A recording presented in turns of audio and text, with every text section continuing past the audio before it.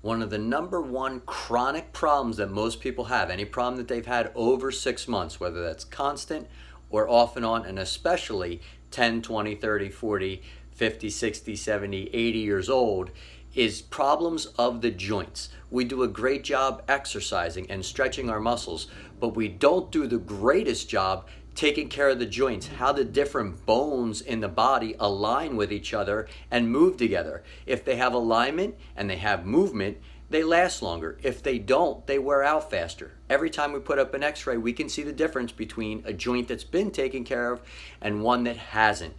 The ones that haven't, they'll show smaller disc spaces, they'll be arthritic. The ones that have been taken care of, or fortunately enough have been working fine on their own, look just like the day you got them. Nice big spaces in between, nice squared bones, very little signs of degeneration, if any at all. Let's also go a little further. Knee replacements, a joint problem, 600,000 of them a year. Hip replacements, a joint problem, 300,000 of those a year.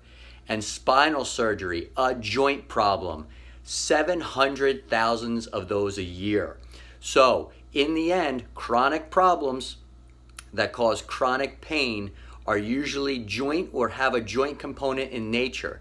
Chiropractic specializes in keeping the joints of the body healthy, and we also have other techniques like orthotics to create alignment throughout the whole spine, from the ankles to the knees to the hips, all the way up, promoting joint health. We specialize in joint health, specialize in finding joint problems, specialize in finding them early, specialize in restoring health to them and keeping them healthy throughout a lifetime, so that joint problems, one of the number one cause of chronic pain, doesn't become a problem for you. Because without chiropractic, it's very unlikely that it's going to be diagnosed early enough and it's going to be addressed early enough, and you will be put in with all the rest of the people who are experiencing joint problems later on in life that happen from neglect and undiagnosed joint problems.